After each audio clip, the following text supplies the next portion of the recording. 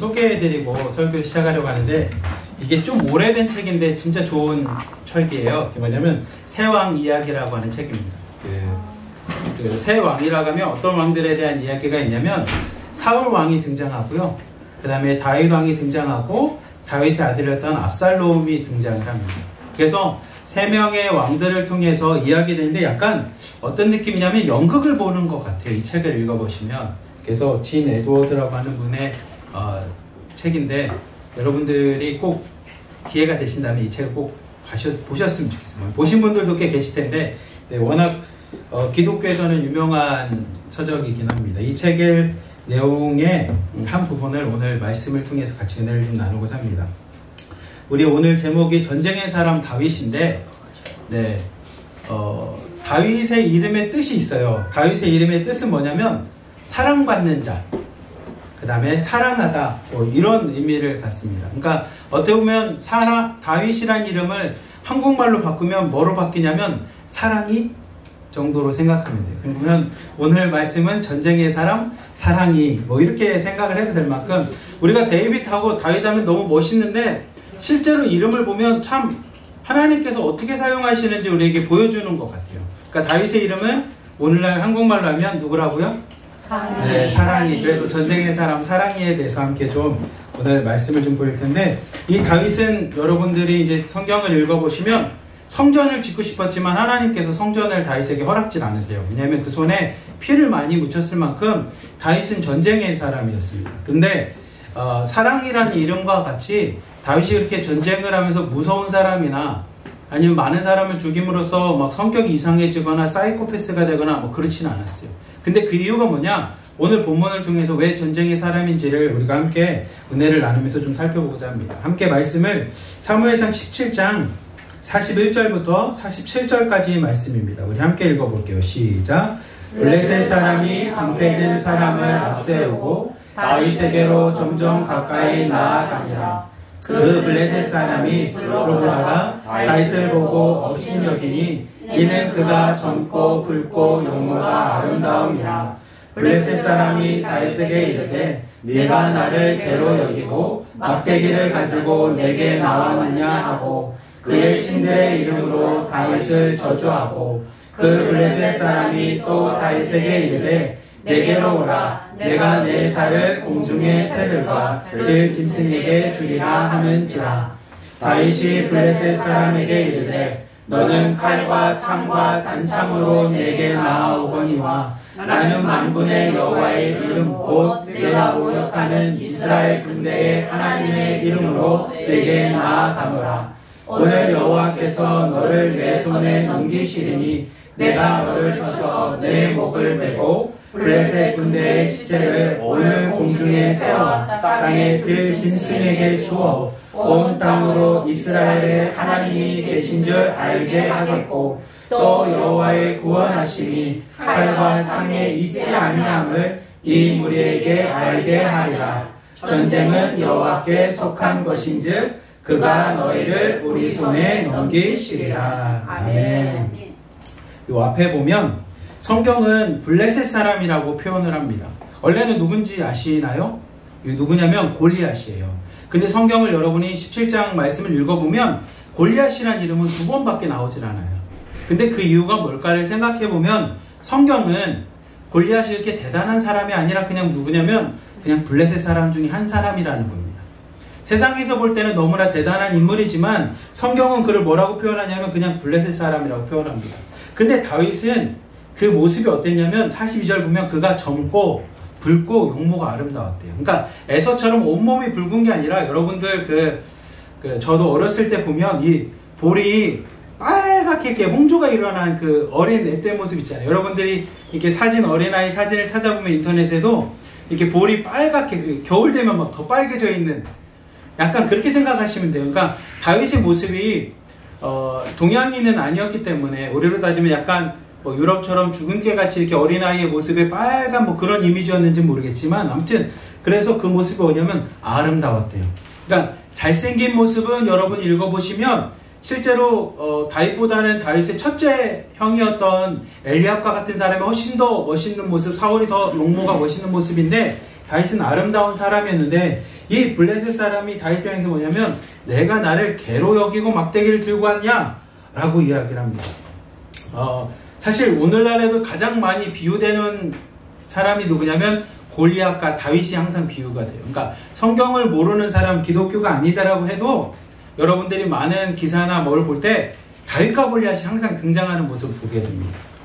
근데 그 다윗이 얼굴에 약간 홍조도 있고 이렇게 소년 같고 그 어린아이가 47절에 되게 멋진 말을 합니다. 우리 47절 말씀 한번 읽어봅시다. 시작.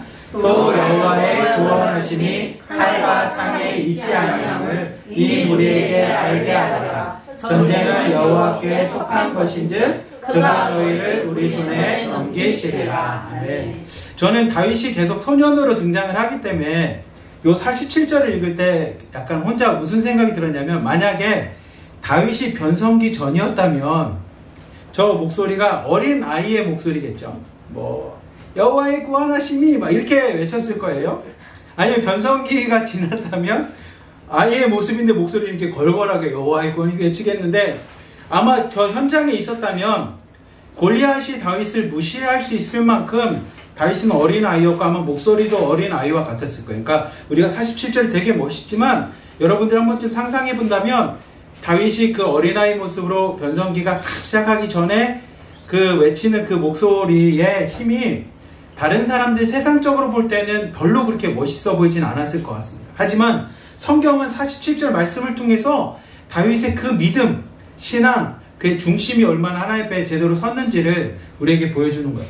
그래서 제가 다윗의 모습이 어떤 모습일까를 좀 찾아봤어요. 그리고 좀 비유될 만한 사람이 누가 있을까 찾아봤는데 제가 찾은 모습은 딱 이런 모습일 것 같아요. 이거를 아는 사람들이 있을 거고 모르는 사람이 있을 텐데 네. 성경의 인물에 이 다윗이라는 인물이 어떤 인물이었냐면 양을 칠 때 사자나 곰이 와도 양을 지키고 이거 막 입을 찢었대요. 근데 그런 모습이 어디에 등장하냐면 이 소년장수의 세메라고 하는 인물이 아버지가 전쟁에서 죽고 나서 다시 자신이 장수가 되기 위해서 사냥을 할 때 이 호랑이를 잡는 장면들이 있거든요. 그래서 어떻게 보면 이 딱 이런 모습일 것 같아요. 그러니까 다윗을 배경으로 북한에서 애니메이션을 만든 게 아닐까라는 생각이 들 만큼 왜냐하면 이름도 소년장수거든요.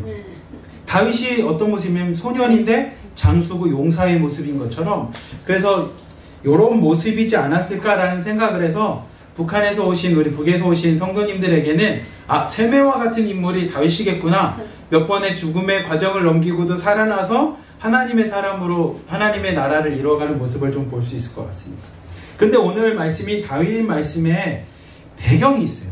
이 배경이 성경은 되게 중요하게 다루고 있는데 성경 말씀 사무엘상 16장 1절부터 3절까지 말씀 같이 함께 한 목소리 읽어봅시다. 시작.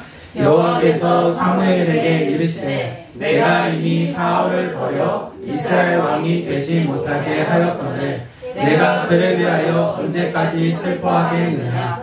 너는 뿔에 기름을 채워 가지고 가라. 내가 너를 베들레헴 사람 이새에게로 보내리니 이는 내가 그의 아들 중에 한 왕을 보았느니라 하시니라.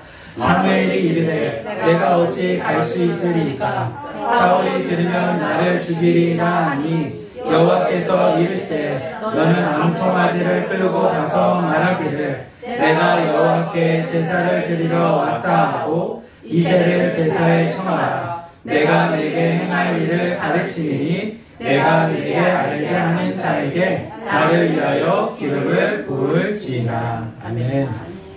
이게 오늘 말씀의 배경입니다. 그러니까 하나님께서 사울 왕을 뭐 하냐면 버리셨다라고 합니다. 우리 지난주에 설교를 통해서 박진영 목사님 설교를 통해서 그 이유에 대해서 우리가 잘 찾았던 것처럼 그래서 사울이라는 왕은 지금 어떻게 된 상황이냐면 아담을 유혹했던 뱀처럼 하나님처럼 자신이 되어버렸어요. 그러니까 뱀이 아담을 유혹할 때 유혹의 이야기는 되게 단순합니다. 어떤 단순한 게 있냐면 너도 하나님처럼 될 수 있어. 그러니까 선악과를 먹으면 너도 하나님처럼 될 수 있어. 근데 그 하나님처럼 될 수 있어 라는 말이 사람에게 있어서는 되게 큰 유혹의 단어인 것 같아요. 사울이 딱 그런 모습입니다. 자신이 하나님처럼 되고 나자 어떤 현상이 있냐면 더 이상 사무엘을 두려워하지 않습니다. 자신에게 기름을 붓고 자신의 나라와 민족 그리고 전쟁에서 함께 하신 하나님 앞에 제사 드리는 사무엘을 더 이상 두려워하지 않습니다. 사무엘을 두려워하지 않는다는 건 뭐랑 똑같냐면 하나님을 더 이상 두려워하지 않아요. 왜냐하면 자신이 하나님처럼 되었기 때문에 더 이상 하나님이 필요하지 않은 존재가 되어버렸어요. 여러분, 뱀의 유혹은 우리에게 엄청난 치명적인 유혹이 되는 건 뭐냐면 하나님이 더 이상 필요 없는 존재로 만들기 때문이라는 거예요. 그게 성경에서 말하는 죽은 존재라는 겁니다. 죽은 존재. 하나님이 더 이상 필요하지 않는 존재는 성경에선 죽은 존재라고 합니다. 사울이 딱 그런 모습이 되었어요. 그래서 하나님이 사울을 뭐냐면 버리셨습니다. 그래서 사무엘에게 이야기합니다. 근데 사무엘은 지금 어떤 상황이냐면 여전히 사울로 인하여 슬퍼하면서 눈물로 기도하고 있는 모습이에요. 제가 생각할 때 사무엘이 사울을 보면서 마음에 너무 아프고 사울이 저렇게 되면 안 되는데 사울 너무 아파 라고 슬퍼서 눈물을 흘려서 기도했을까를 생각해보면 아마 사무엘의 입장에서 사울보다 누가 더 마음에 걸렸냐면 이스라엘 백성이 더 마음에 밟혔을 것 같아요. 왜냐하면 자신은 제사장으로 하나님 앞에 이스라엘 백성을 잘 이끌어야 되기 때문에. 대표적인 모습이 우리가 사무엘상 7장에 보면 미스바 기도를 통해서 사무엘이 얼마나 가슴을 치면서 이스라엘 백성에게 외치는지 여러분이 아실 겁니다. 여러분이 있는 삶의 자리에서 여러분의 돈도 좋고 성공도 좋고 다 좋습니다. 그것을 섬길 거면 그걸 섬기십시오. 그런데 만약 여러분이 진짜 하나님이 계시는 걸 믿는다면 그것들을 버리고 하나님께 돌아오십시오. 그리고 기도회를 합니다. 수많은 이스라엘 백성이 함께 기도에 동참을 해요. 그리고 그곳에서 제단을 쌓고 돌을 쌓고 뭐라고 했냐면 하나님이 지금까지 여러분을 도우신 곳입니다. 이곳의 이름이 에벤에셀입니다. 라고 미스바 기도했던 것처럼 사무엘의 입장에서는 사울의 변질 때문에 가슴이 아픈 게 아니라 그 변질로 인하여 이스라엘 백성의 변화와 나라와 민족을 바라보면서 되게 마음이 아팠을 것 같아요. 그래서 눈물을 흘리는 사무엘을 향해서 하나님 얘기합니다. 언제까지 울고 있을래? 아니야. 내가 뭐 할 거냐면 사람을 세울 거야. 다시 왕을 세울 거고 기름 부을 자를 내가 준비할 거야 라고 이야기합니다. 여러분, 기름 부음이라는 것은 우리가 잘 아는 찬양 중에 그 찬양 팀 중에 어노인팅이라는 단어가 이건데 당시에 기름을 붓는 사람은 세 종류가 있었어요. 첫 번째는 누구냐면 선지자들에게, 두 번째는 제사장에게, 그리고 세 번째가 왕에게 기름을 부었습니다. 그리고 그 외에 기름을 붓는 건 뭐냐면 성막에 있던 거룩한 도구들을 닦거나 그들을 할 때 거룩하게 할 때 기름을 부었어요. 그리고 신약 성경에 오면 이 기름 부음이 뭘로 바뀌냐면 세례를 베풀 때, 그리고 귀신을 내쫓을 때. 그래서 신약 성경이나 여러분들이 갑자기 영화 제목이 콘스탄틴이라고 하는 영화를 보면 귀신을 내쫓고 막 싸울 때 보면 이 기름이 등장하는 게 어찌 뭐냐면 귀신을 내쫓을 때 기름을 발랐고요. 또 하나 뭐냐면 병을 고칠 때도 기름을 발랐었습니다. 그래서 이 기름이 우리가 아는 뭐 식용유처럼 그런 게 아니고 이렇게 십자가로 엄지에 이렇게 발라서 이렇게 축기 사역할 때나 뭐 할 때 이렇게 기름을 부으면, 저는 사실 이렇게 경험은 못 해봤지만 이렇게 하면 이렇게 시원하면서 이렇게 싹 사라지는 그런 기름이래요. 그래서 아무튼 하나님께서 기름을 부으신다라고 하는데, 즉 하나님의 계획은 다시 사람을 택하시고 준비하신다라는 겁니다. 그래서 우리 사랑하는 성도 여러분 삶 가운데 문제가 닥쳤거나 아니면 어려움이 생겼을 때 사실은 사무엘처럼 가슴을 치고 울 수도 있겠지만 오늘 말씀을 통해서 우리에게 주시는 건 뭐냐면 하나님의 뜻을 구하는 기도를 해야 된다는 겁니다.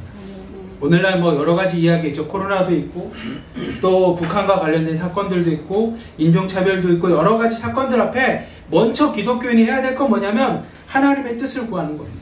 하나님은 하나님 나름대로 계획을 갖고 하나님의 섭리대로 진행하실 때 하나님의 뜻을 알게 해주십시오. 그리고 하나님의 계획에 내가 동참할 수 있게끔 하나님의 뜻을 먼저 구하는 것부터 시작을 해야 됩니다. 즉 이렇게 하나님께서 사울을 버리시고 새로운 왕을 택하는 게 오늘 다윗 이야기의 시작입니다. 좀 더 읽어보면 4절부터 7절까지 말씀 우리 함께 읽어봅시다. 시작. 사무엘이 여호와의 말씀대로 행하여 베들레헴의 이름에 성읍 장로들이 떨며 그를 영접하여 이르되 평강을 위하여 오시나이다. 이르되 평강을 위함이니라.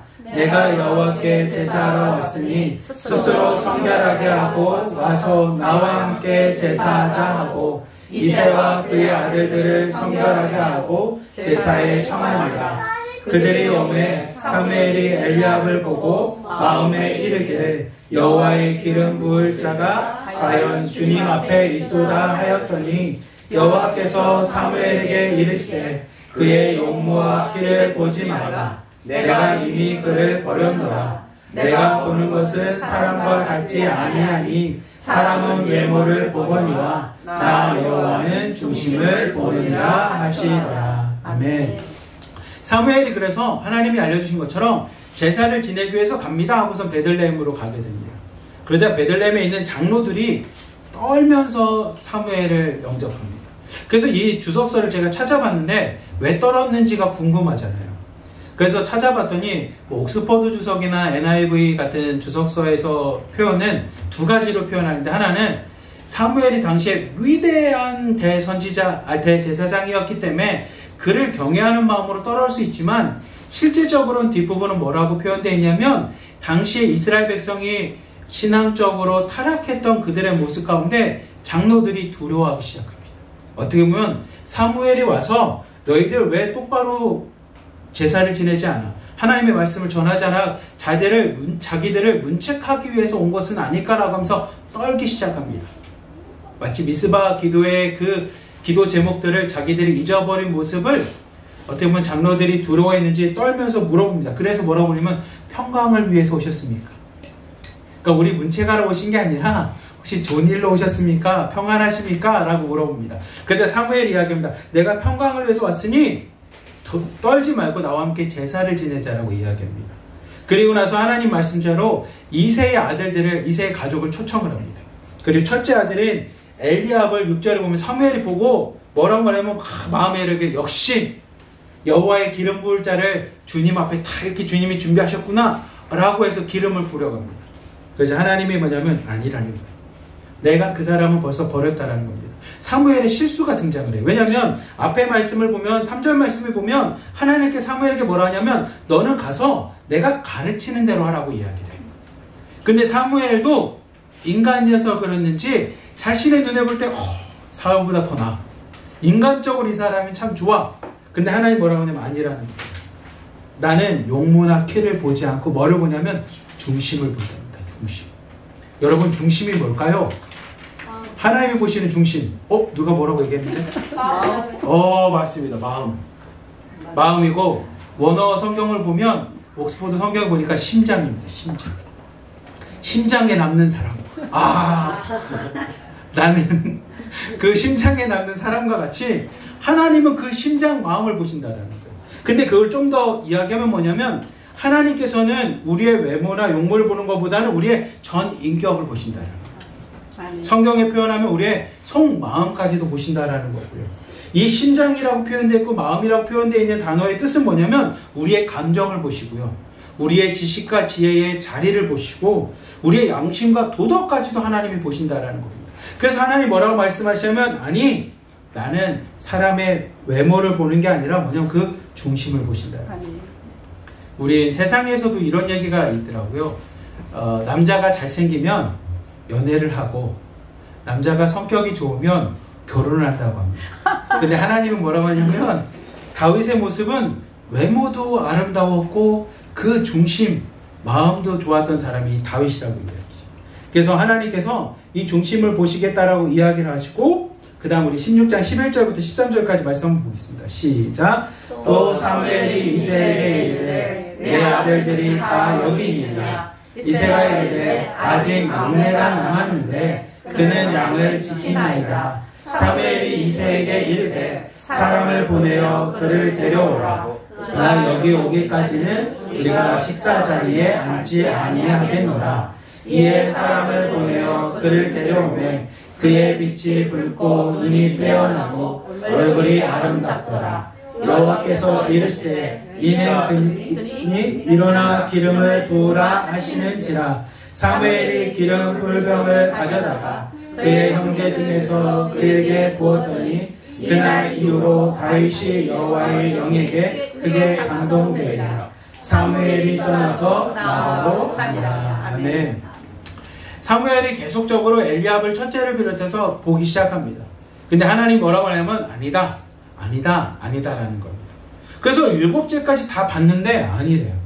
그래서 사무엘이 물어봅니다. 당신의 아들이 7명이 끝입니까? 그자 이새가 얘기, 아니요, 7명이 끝은 아닌데 막내가 있습니다. 근데 막내는 이렇게 제사에 올 만큼, 이곳에 올 만큼 그렇게 크지를 않아서 그냥 양을 지키고 있습니다 라고 이야기를 해요. 그래서 사무엘에게 그가 올 때까지 우리가 식사하지 않을 테니까 데리고 오라는 거예요. 그래서 아마 사람들이 막 갔겠죠. 그리고 다윗에게 부르겠죠. 다윗아, 뭐 한국말로 하면 사랑아 빨리 와봐 이렇게 얘기했겠죠. 다윗아 빨리 오라는 거예요. 이새가 부르고 사무엘이 부르니 빨리 가라는 겁니다. 그래서 그가 왔을 때 그의 모습이 뭐냐면 우리가 본 것처럼 빛이 붉고, 얼굴에 나오는 빛이 붉고 눈이 빼어나고 얼굴이 아름답다라고 합니다. 그래서 하나님께서 말씀하세요. 뭐라고 하냐면 이 사람이라는 겁니다.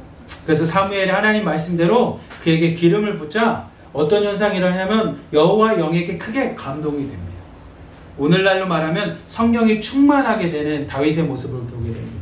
그리고 사무엘은 떠나서 어디로 가냐면 자신의 집인 라마로 떠나게 됩니다. 근데 이 라마라고 하는 지역이 오늘 말씀을 우리가 함께 묵상할 때 되게 좀 중요한 포인트적인 모습이 되게 됩니다. 나중에 여러분 기억해 주시고, 즉 하나님께서는 외모와 용모와 키를 보시는 게 아니라 그의 중심을 보고 하나님의 사람을 택하시고 그에게 기름을 붓게 됩니다. 그러자 나타난 현상이 뭐냐면 하나님의 영이 충만한 다윗의 모습을 보게 됩니다. 그래서 하나님의 영이 충만하게 되자 다윗이 어떤 모습이 나타나게 되냐면 성경 말씀은 그 뒤에 이런 표현이 있어요. 우리 함께 사무엘상 16장 14절 15절 그리고 18절 말씀 함께 읽겠습니다. 시작. 여호와의 영이 사울에게서 떠나고 여호와께서 부리는 악령이 그를 번뇌하게 한지라. 사울의 신하들이 그에게 이르되 오소서 하나님께서 부리시는 악령이 왕을 번뇌하게 하온즉 소년 중 한 사람이 대답하여 이르되 내가 베들레헴 사람 이새의 아들을 본즉 수금을 탈 줄 알고 용모가 구변이 있는 준수한 자라. 여호와께서 그와 함께 계시리이다 하더라. 아멘. 하나님의 영이 함께하자 어떤 현상이 일어나게 되냐면 사람들이 다윗을 볼 때마다 뭘 보게 되냐면 쟤는 범상치 않은데? 쟤는 뭐냐면 하나님이 여호와께서 그와 함께 한다라는 것을 사람들이 보기 시작합니다. 여러분, 여러분도 마찬가지인데 기도에 충만한 분들, 찬양에 충만한 분들, 또한 내가 하나님 앞에 말씀에 충만한 사람들을 만나보면 사람들이 이렇게 느껴지는 게 다른 거예요. 하나님의 영이 충만하게 되자 사람들 사이에 소문이 나기 시작합니다. 뭐라고 소문이 나냐면 베들레헴의 사람 이새의 아들을 보니 그가 수금, 악기를 통해서 연주하는 자인데 그의 모습이 뭐냐면 용기도 있고 무용과 구변이 준수할 뿐만 아니라 여호와 하나님이 그와 함께한다는 게 사람들 사이에 소문이 나기 시작합니다. 어떻게 보면 기름 부음 받은 다윗의 모습이 첫 번째는 왕이 되기 위해서 준비된 모습이었고 두 번째는 찬양의 사람, 하나님 앞에 예배자로서 하나님이 충만케 하는 모습을 보게 됩니다. 그래서 지금 사울이 막 이렇게 악령 때문에 막 되게 고통스럽게 있었어요. 그리고 이 소문을 듣고 나서 다윗을 부릅니다. 우리 함께 21절부터 23절까지 말씀 함께 읽겠습니다. 시작. 다윗이 사울에게 이르러 그 앞에 모셔 서매 다윗이 그에게 크게 사랑하여 자기의 무기를 드는 자로 삼고 또 사울이 이새에게 사람을 보내어 이르되 원하건대 다윗을 내 앞에 모셔 서게 하라. 그가 내게 은총을 얻으니라 하니라. 하나님께서 부르시는 악령이 사울에게 이를 때에 다윗이 수금을 들고 와서 손으로 탄즉 사울이 상쾌하여 낫고 악령이 그에게서 떠나가라. 아멘. 다윗이 하나님의 영이 충만해서 예배하는 자, 찬양하는 자가 됩니다. 실제로 그래서 여러분들이 우리 시편을 묵상하다 보면 위에 다윗의 시라고 적혀있는 게 많을 만큼 다윗이 하나님을 시라는 것은 찬양과 예배했던 자의 모습인데 그렇게 찬양의 모습으로 있었습니다. 근데 그 찬양이 뭐가 되냐면 사울의 모습을 보니 사울이 그걸 들으면 상쾌하게 변화됐다. 깨끗이 변화받았다. 여러분 혹시 스트레스가 많으신 분들 계십니까? 찬양을 들으십시오. 오늘 말씀을 보니 찬양을 듣자 그 모습이 상쾌하게 되었던 것처럼 우리 유지현 집사님이 가끔 단독방에 말씀을 묵상하고 찬양 올리는 것처럼 그 찬양을 통해서 하나님께서 낫게 해주셨다는 거예요. 실제로 여러분들이 사무엘상 말씀을 읽어보면 다윗은 자신이 왕이 되었을 때 무엇을 하냐면 다윗의 성막, 장막을 세우고 그곳에서 사람을 예배를 위한 사람들을 세웁니다. 그리고 시간별로 교대를 해서 뭐냐면 24시간 계속 하나님을 찬양하는 일을 합니다. 그래서 여러분들 스카프레너 목사님이 다윗의 장막이라는 이름으로 찬양팀을 했던 것처럼 실제로 다윗은 하나님 앞에 찬양하는 예배자였습니다. 그래서 여러분이 사도행전 15장 16절 말씀을 보면 이런 표현이 있어요. 야고보가 이야기합니다. 선지자를 통해서 하나님 뭐라고 말씀하셨냐면 내가 다시 와서 다윗의 무너진 장막을 회복할 것이다 라고 이야기합니다. 그러니까 하나님이 기뻐하시는 건 형식적인 예배를 드리는 성전이나 이게 아니라 하나님을 예배하고 찬양하였던 그곳을, 다윗의 장막을 하나님이 더 기뻐하셨던 것처럼 다윗은 하나님의 영이 충만하게 되자 뭐 하기 시작하냐면 찬양하는 자로, 예배하는 자로 하나님 앞에 부름받고 쓰임을 보게 됩니다. 그 다윗이 하나님 앞에 사울과 함께 이렇게 지내고 있을 때, 사울과 이런 관계 속에 있을 때 뭐가 생기냐면 전쟁이 터집니다. 마치 우리 6.25 한국전쟁 70주년을 맞이한 것처럼 이스라엘 백성 나라 안에 전쟁이 일어나게 됩니다. 우리 함께 17장 4절부터 7절 말씀 함께 읽겠습니다. 시작. 블레셋 사람들의 진영에서 싸움을 도놓는 자가 왔는데 그의 이름은 골리앗이요 가젯 사람이라. 그의 키는 6규빗 한 뼘이요 머리에는 노투구를 썼고 몸에는 비늘 갑옷을 입었으니 그 갑옷의 무게가 노 5,000세겔이며 그의 다리에는 노 갑밭을 쳤고 어깨 사이에는 노 단창을 메었으니 그 창자루는 벳을 차에 갖고 창날은 1,600세겔이며 방패에 든 자가 앞서 행하더라. 아멘. 블레셋이 전쟁을 다시 걸어오기 시작합니다. 어떻게 보면 미스바에서 사무엘이 백성들과 함께 기도할 때 블레셋이 쳐들어왔을 때 하나님께서 우레를 통해서 블레셋을 다 진멸하셨거든요. 그리고 에베네셀이라고 하는 믿음의 고백이 있었는데 그 블레셋이 다시 쳐들어옵니다. 근데 여러분이 보시면 그 당시 이스라엘 백성에게 가장 많이 전쟁 걸어온 사람들이 다 블레셋 사람들이었는데 이 블레셋이 다시 쳐들어왔는데 그 모습은 누구냐면 이렇게 블레셋과 진영이 이렇게 됐을 때 이게 여러분들이 삼국지를 읽어보거나 초안지를 읽어보면 싸움을 잘하는 장수 한 명씩 등장합니다. 초안지에는 항우라고 하는 장사가 있고 역발상기제라고 하는 그 항우, 그리고 삼국지에는 누가 있냐면 여포 같은 인물이 있어요. 근데 그처럼 골리앗이 딱 그런 인물이었대요. 골리앗이 가운데 딱 나와서 외치기 시작합니다. 골짜기 사이에도 뭐라 그러냐면 야 너희들 사울 왕의 신하들 아니냐, 백성들 아니냐, 와서 나랑 싸우자라는 거예요. 1대1로 싸워서 내가 지면 우리가 패한 거고 내가 이기면 너희들이 우리를 섬겨야 된다고 하면서 막 하는데 그 골리앗의 모습이 뭐냐면 키가 6규빗 한 뼘이었고 머리에는 노투구를 썼고 몸에는 비늘 갑옷을 입었고 갑옷의 무게가 노 5,000세겔이에요. 그의 다리에는 노 각반이 있었고 어깨 사이에는 노 단창과 창자루는 배틀트, 창자루 뒤에 이렇게 이렇게 뭐라고 할까요? 이렇게 털이나 이렇게 막 매달려 있는 모습이었고 창날은 1,600세겔이었대요. 근데 이거를 NIV 성경에서 해석을 했어요. 오늘날로. 그의 키가 뭐냐면 9.9피트였대요. 그러니까 3.02m래요. 엄청난 크기였죠. 이거보다 더 높았던 3m 정도 되는 모습이었고 당시 헬멧이라는 건 아수르인들이 했던 전쟁에 있어서 아수르는 엄청난 민족이었어요. 막 좀 잔혹하기로. 그들이 머리에 덮었던 덮개 같은 거고 이 비닐 갑옷은 판금 보호대처럼 이렇게 자신을 보호할 뿐만 아니라 비닐로 하나하나 마치 생선 비닐과 같이 이렇게 만들었기 때문에 가볍고 이동에 자유로움을 주었던 거예요. 그리고 그가 했던 모든 무게는 126파운드로 57.15kg. 그러니까 3m 되는 사람이 온몸을 다 이렇게 방어구 하는 거예요. 오늘날 말로 뭐랑 같냐면 만렙이었어요. 만렙. 그래서 보호구들이 보호구 플러스 9 막 이런 것처럼 온몸이 완벽하게 되었던 거예요. 그러니까 어떻게 보면 다윗은 당시에 싸움을 잘하는 이길 수 없는 장수를 뜻하고요. 뭐냐면 당시 모든 과학의 집대성이었어요. 여러분 과학이 발전할 때 오늘날은 좀 바뀌었는데 과거는 과학이 뭐랑 같이 발전하냐면 전쟁과 함께 발전합니다. 왜냐하면 여기를 이겨야 되기 위해서 과학이 발전하고 오늘날은 우주가 더 이렇게 과학이 먼저 발전된다고 하는데 우주과학이 근데 아무튼 당시 모든 과학의 집대성이 누구였냐면 이 골리앗이었어요. 그래서 제가 뭐라고 생각하냐면 골리앗은 과학입니다. 당시의 모든 문명의 집합체가 뭐냐면 골리앗이에요. 세상에서 봤을 때 골리앗보다 더 강한 존재가 존재할 수 없어요. 세상에 있는 모든 과학과 문명이 다 집합된 게 뭐냐면 이 골리앗이라는 거예요. 그러니 사람들이 뭐 하기 시작하냐면 두려워 떨기 시작합니다. 그러니까 어떻게 보면 골리앗을 내세운 블레셋 사람은 질 수가 없다라고 하는 확신을 갖고 있었던 모습이었던 것 같아요.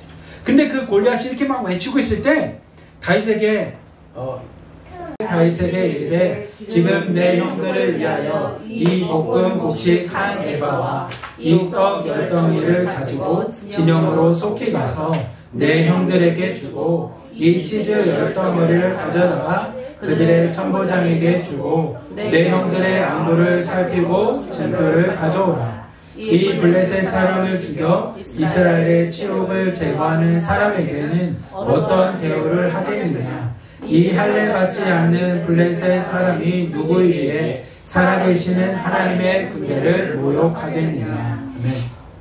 17절 18절 말씀을 보면 그 블레셋의 골리앗이 막 외치고 있을 때 분위기가 이렇게 바뀝니다. 어디로 바뀌냐면 이새의 집으로 와요. 근데 이새의 집은 약간 좀 차분한 모습을 여러분이 보게 돼요. 성경을 읽어보면 참 재밌는 게 저는 성경 안에 그런 분위기들을 우리에게 계속 알려줘요. 블레셋이 막 이건 막 긴박하고 막 이런 느낌이었다면 이새의 집에 오자마자 차분하게 바뀌어요. 그래서 이새 아버지인 이새가 다윗의 막내를 부릅니다. 다윗아 이리 와봐. 그리고 뭐라 하냐면 이 볶음 곡식 하나에 봐와. 떡 10덩어리를 뭐냐면 형들에게 좀 갖다 줘. 왜냐면 전쟁터에서 계속 대치하다 보니 먹을 게 없을 테니까 이것을 좀 주고 이 치즈 10덩어리를 가져다가 그 형들이 속해 있는 천부장 위에 있는 간부들에게 뭐 보위부가 되든 뭐 사람들에게 가서 뇌물로 좀 줘서 뭐냐면 증표를 가져오라는 거예요. 증표. 아이들 잘 살고 있음. 내가 얘네들은 후방에 배치하겠음. 뭐 이런 걸 수도 있겠죠. 그래서 아무튼 이 증표를 받아오라고 이 다윗을 보냅니다. 다윗이 그 얘기를 듣고 막 긴박하고 겁먹은 게 아니라 뭐 랄랄랄라 하면서 이제 간 것 같아요. 그리고 가다 보니까 소문이 들려요. 무슨 소문이냐면 블레셋이 하나님을 모욕하는 얘기를 듣게 돼요. 그래서 다윗이 옆에 있는 사람에게 물어봐요.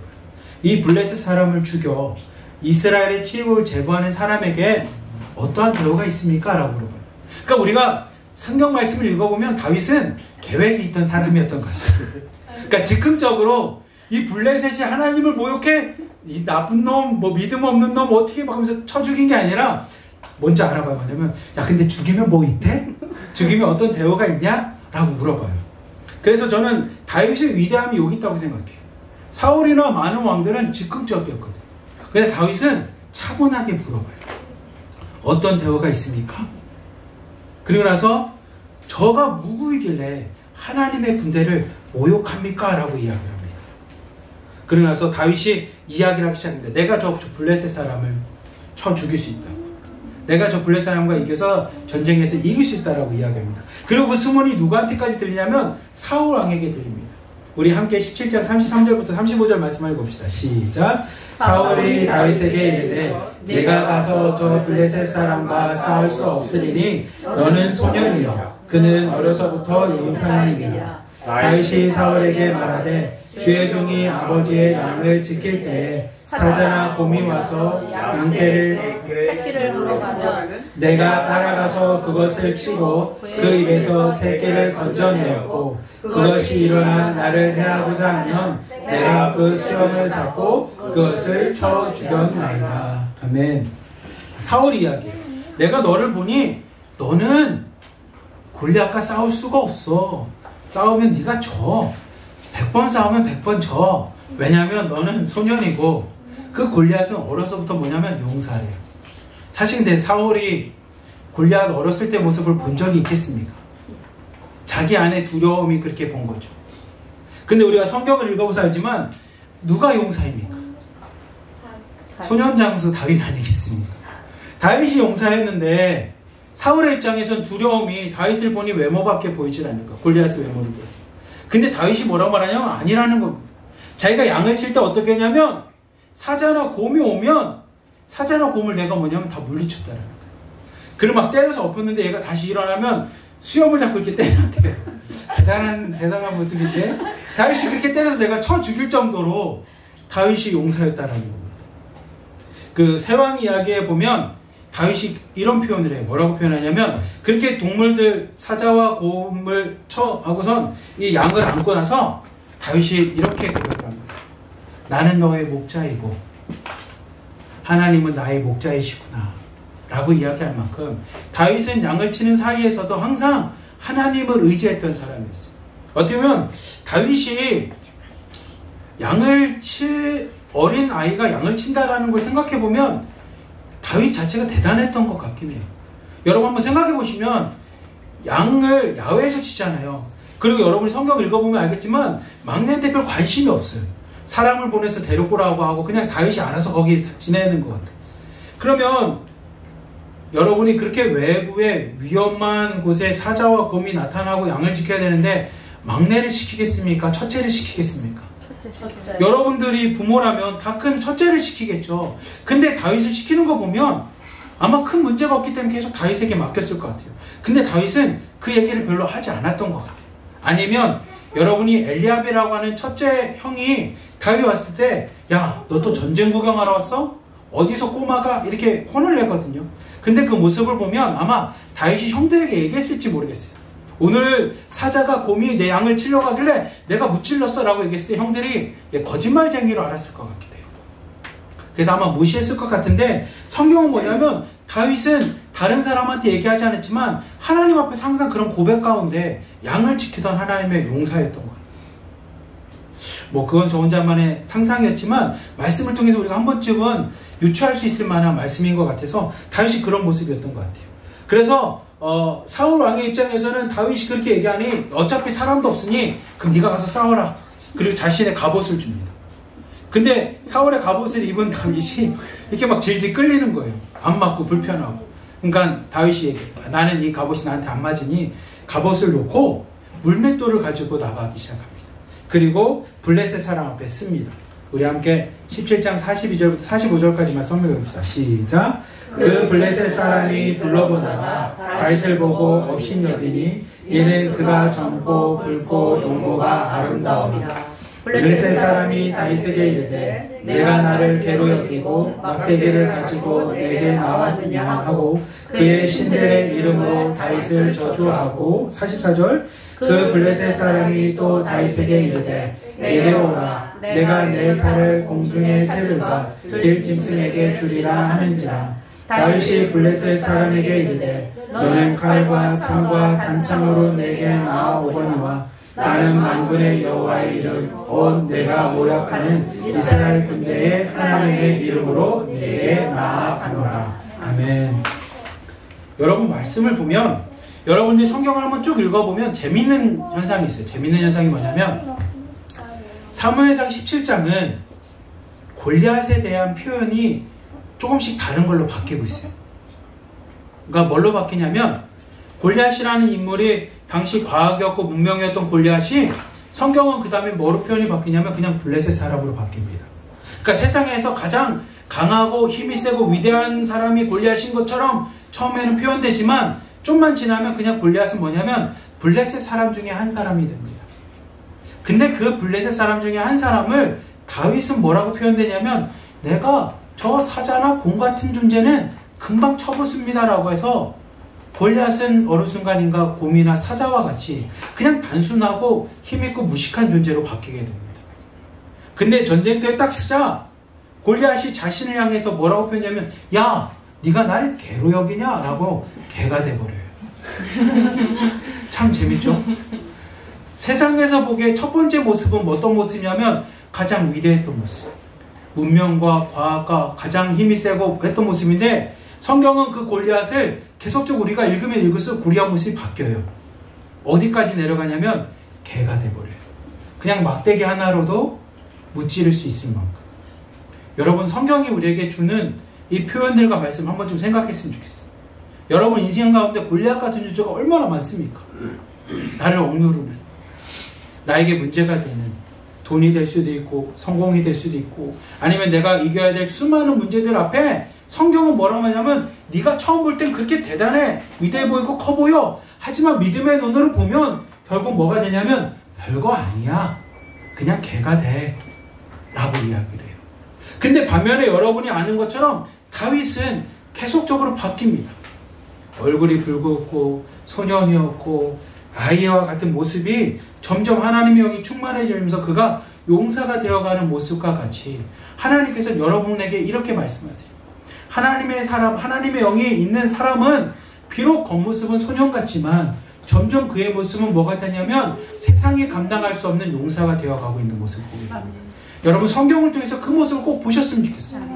세상에 있는 문제들은 골리앗과 같이 대단해 보이는 것 같지만 하나님의 눈으로 점점 믿음의 눈으로 보기 시작하면 점점 별거 아닌 게 돼요.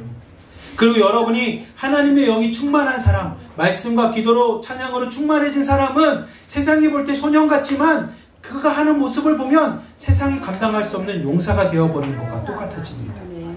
그리고 여러분이 잘 알겠지만 다윗이 전쟁에 나갔을 때 블레셋 사람이 다가왔을 때 다윗이 이야기합니다. 너는 칼과 단창, 세상의 것으로 나에게 오지만 나는 뭘 가지고 너희 앞에 나가냐면 여호와 하나님, 하나님의 이름을 갖고 나간다라는 거예요. 믿음으로 나간다라고 합니다. 그리고 그 전쟁의 결과는 뭐가 되냐면 우리가 잘 아는 것처럼 골리앗의 패배가 되고 다윗의 승리가 되게 됩니다. 그것이 사실은 요 45절에 있는 말씀이 다윗의 인생이에요.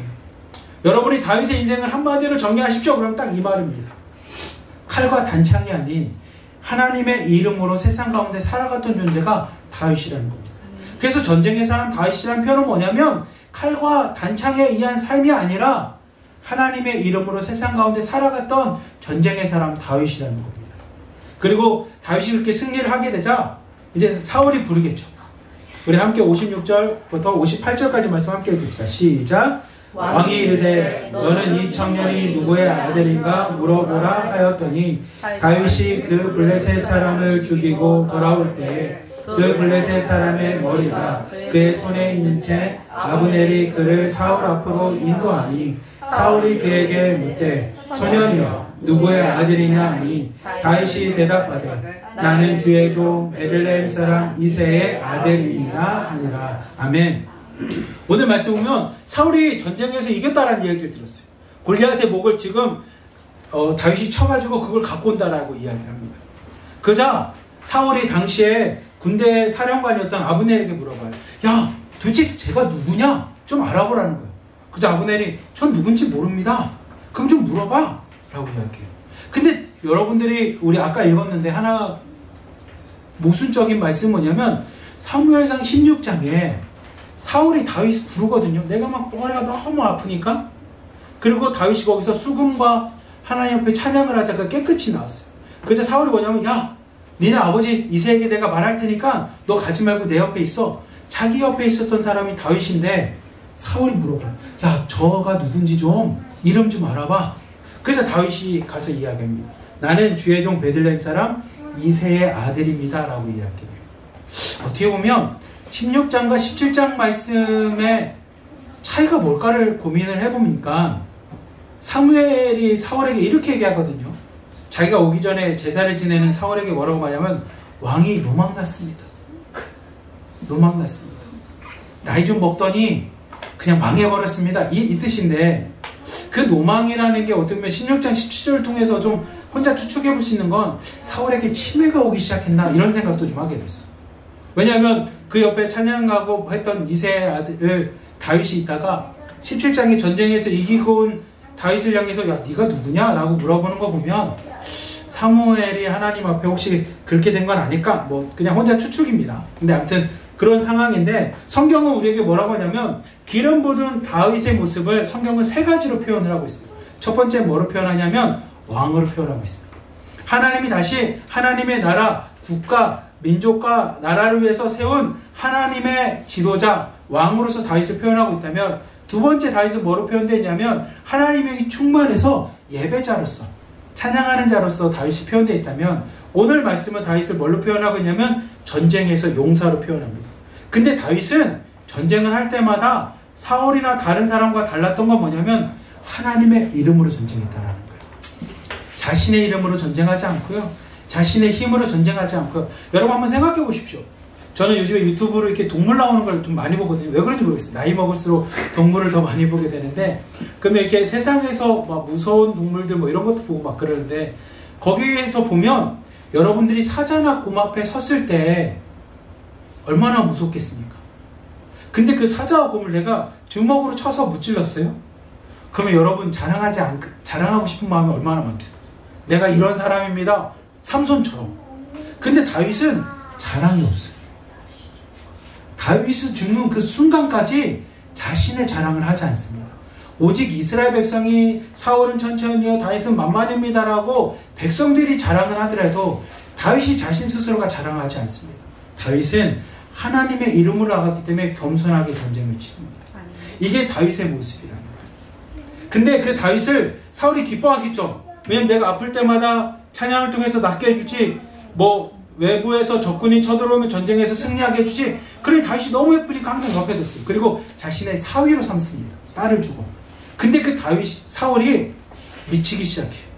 우리 함께 9절, 10절, 18절 사무엘상 19장입니다. 함께 읽읍시다. 시작. 사울이 손에 단창을 가지고 그의 집에 앉았을 때 여호와께서 부리시는 악령이 사울에게 접하였으므로 다윗이 tum으로 수금을 탈 때에 사울이 단창으로 다윗을 벽에 박으려 하였으나 그는 사울의 앞을 피하고 사울의 창은 벽에 박힌지라. 다윗이 그 밤에 도피하매 다윗이 도피하여 라마로 가서 사무엘에게로 나아가서 사울이 자기에게 행한 일을 다 전하였고 다윗과 사무엘이 나웃에서 가서 살았더라. 아멘. 사울이 점점 미치기 시작하는데 어떻게 미치냐면 자신의 사위였는데 야 이대로 있다가는 다윗이 내 왕위를 뺏겠구나 라고 미치기 시작합니다. 막 정신이 왔다 갔다 하기 시작해요.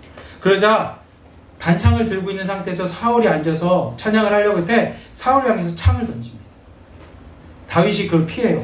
그 창이 뭐냐면 벽에 박힐 정도로 던져요. 벽에 박힐 정도로 던졌다는 거는 겁주기에서 던진 건 아니겠죠. 진짜 죽이려고 던졌을 텐데 다윗이 그 죽이려고 하는 사울을 이길 수 있을까요? 없을까요? 제가 저희 아버지랑 아마 아들이 있는 집은 그런 경우가 있을 텐데 뭐가 있냐면 어렸을 때 아버지랑 팔씨름을 막 해요. 막 5살, 6살 때 막 이기고 싶어서 막 두 손으로 하고 막 매달리기도 막 해요. 그러다가 어느 순간 나이가 먹고 힘이 좀 생기면 정식으로 아버지랑 팔씨름을 하고 싶어요. 제가 고등학교 때 아버지랑 팔씨름을 해서 이겼어요. 그리고 나서 뭐냐면 뭔가 내가 세진 것 같은 느낌을 갖게 됩니다. 네. 아마 다윗은 점점 나이를 먹어가면서 건강해지고 건장해지고 장성해지는 용사의 모습이라면 사울은 나이를 먹어갈수록 시름시름 알아가고 있는 병든 노인이 되었을 텐데 다윗이 그 사울을 제압하지 못해서가 아니라 다윗이 그 자리를 피합니다. 어떻게 보면 당시에 다윗은 만만이어라고 외쳤던 수많은 사람들이 자신 앞에 있었을 거예요. 근데 다윗은 사울을 죽이지 않았습니다. 그리고 하나님의 방법대로 하나님이 원하시는 말씀대로 하나님의 사람으로서 전쟁을 치릅니다. 이때 전쟁은 뭐냐면 다윗이 피하는 거였어요. 그리고 어디로 피하냐면 라마로 갑니다. 여러분 아마 내가 그런 무서운 일을 당하면 제일 먼저 떠오르는 게 누구냐면 저에게 있어서는 어머니였어요. 그리고 아버지였고 가족이었죠. 근데 다윗은 누구를 떠올리면서 가냐면 사무엘을 떠올려서 가기 시작합니다. 그 라마에 가서 하나님의 사람이었던 사무엘과 함께 그 얘기를 하기 시작합니다. 여러분 아버지한테 얘기하지 않아요. 세상에 이야기하지 않아요. 해결할 수 있는 내 편이라고 생각하는 사람한테 얘기하지 않고 뭐냐면 하나님의 사람에게 가서 전하기 시작합니다. 그리고 다윗이 누구랑 지내냐면 사무엘과 지내요. 그렇기에 다윗은 마지막까지 다윗이 잘못한 게 꽤 많아요. 여러분들 보시면 알겠지만 근데 마지막까지 잘못할 때마다 뭐냐면 회개하기 시작합니다. 하나님께 돌아오기 시작해요. 그리고 마지막에 하나님의 가슴에 남는 사람으로 남는 것이 다윗이 된 것처럼 하나님 앞에 다윗은 믿음으로 쓰기 위해서 노력을 합니다. 세왕 이야기에 보면 이런 표현이 있어요. 이 저자가 다윗의 입장에 이렇게 감정이 대입돼서 뭐라고 얘기하냐면 이렇게 표현합니다. 나는 왜 그런지 모르지만 많은 사람들이 나를 죽이려고 했습니다. 네. 자기가 젊었을 때는 나이가 많은 사울이 나를 죽이려고 했고 자기가 나이가 많아서 이제 늙었더니 젊은 압살롬이 나를 죽이려고 합니다. 근데 그때마다 하나님이 나한테 물어봅니다. 창을 던지는 사울처럼 되겠냐? 젊어서 내가 힘이 있고 젊어서 내가 용맹이 있고 젊어서 내가 나를 바라보면서 교만해져서 압살롬처럼 창을 들고 다윗에게 던지는 사람이 될래? 아니면 나이 먹어서도 아직까지도 나를 놓치지 못해서 내 자리 하나 지키고 싶어서 창을 들고 다윗에게 던졌던 사울 왕이 될래? 하나님이 나한테 물어봅니다. 그리고 나는 무엇을 선택하냐면 그 자리를 피하고 하나님의 방법, 평화를 선택합니다. 세왕 이야기의 핵심이 그 창입니다. 창. 다윗은 젊었을 때 창을 잡고 사울을 죽일 수 있었지만 죽이지 않았어요. 자기 옆에 박혀있는 창을 뽑아서 사울에게 던질 수도 있었겠죠. 근데 던지지 않습니다. 나이가 먹어서 자신의 아들이 반란을 일으키고 자기한테 창을 던지는 그 압살롬을 나이가 먹어서 이 나쁜 놈하고 창을 던지지 않습니다. 그냥 왕궁을 버리고 성을 버리고 떠납니다. 그리고 하나님의 방법대로 전쟁을 합니다. 그게 다윗의 모습이었다는 거예요.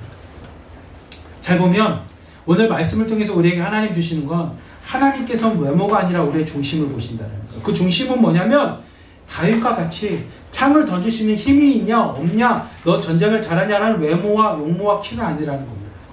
중심을 보신다는 거예요. 우리의 믿음을 보신다는 거예요. 그리고 성경은 우리에게 이야기합니다. 너희들 세상에서 골리앗과 같이 수많은 문제를 갖고 있지? 근데 내가 너희한테 성경 말씀을 이야기했잖아. 그 골리앗은 점점 개가 될 뿐이야. 별거 아니야. 내 앞에 골리앗은 별거 아니야. 다만 믿음으로 있는 다윗이 용사가 된 것처럼 너희들이 하나님과 함께하는, 하나님의 영이 너희들과 함께하는 게 더 중요해 라고 이야기합니다. 그리고 세 번째, 성경 우리에게 얘기합니다. 우리는 세상 속의 전쟁을 살아갈 텐데 부부 사이가 전쟁이고요, 자녀와의 관계가 전쟁입니다. 부모님과 삶이 전쟁이에요. 그리고 내 친구들과 삶이 전쟁이고, 직장에서 있는 수많은 게 우리에겐 전쟁입니다. 스트레스 주고요, 감정 싸움 일어나고요, 상처도 받고요, 아픔을 얻습니다. 제가 어제 스타벅스에서 혼자 논문을 쓰다가 앞에 어머니가 아들에게 공부를 가르치는 모습을 제가 보게 됐어요. 근데 엄마가 무슨 과목인지 모르겠어요. 근데 뭔가를 가르칠 때 아들이 듣기 싫으니까 막 이러고 있어요. 그러니까 엄마가 자존심이 상했어. 너 이것도 안 읽고 엄마가 얘기할 때마다 왜 그거 해? 하면서 막 화가 났어요. 그러니까 엄마가 자존심이 상하니까 엄마만의 방법으로 아들한테 복수를 합니다. 뭐라고 복수하냐면 너가 끝나고 햄버거 안 사줄 거야. 그래서 아들이 미치기 시작해. 왜 햄버거 안 사줘? 그러니까 엄마가 얘기해. 지금 태도도 뭐냐? 엄마 기분 상해? 엄마가 얘기하는데 왜 이렇게 하고 있어? 똑바로 앉아서 읽으라면 읽어야지. 그 아이가 햄버거에 무너져서 울면서 내가 근데 안 하려고 하는 게 아니라 읽으면 뭐 하냐고 이렇게 얘기해요. 엄마가 약간 그 목소리 듣고 이겼다라고 생각이 됐나 봐요. 그럼 그렇게 뚝 그치고 빨리 읽어 해. 근데 아이가 막 해요. 근데 아이 나름대로 복수를 합니다. 계속 문제를 틀려요. 엄마가 화가 났어요. 왜 읽지도 않고 문제를 못 풀어 하고서 막 풀어요. 여러분, 우리 인생은 전쟁이에요. 가족 간에 수많은 전쟁이 있어요. 그리고 전쟁에 보면 서로가 서로의 방법으로 계속 복수를 합니다. 이기고 싶어서. 성경 우리에게 질문드려요. 너 나름대로 능력을 갖고 창을 던지는 자가 될래라고 우리에게 질문합니다. 성경은 다윗 말씀을 통해서 우리에게 이야기해요. 엄마는 엄마 나름대로, 부모는 부모 나름대로 창이 있습니다. 그게 때로는 돈도 될 수 있고 밥도 될 수 있고 아니면 나이가 많다라는 것도 될 수 있고 권위가 있을 수 있어요. 근데 그 창을 던질 거냐라고 우리에게 질문합니다.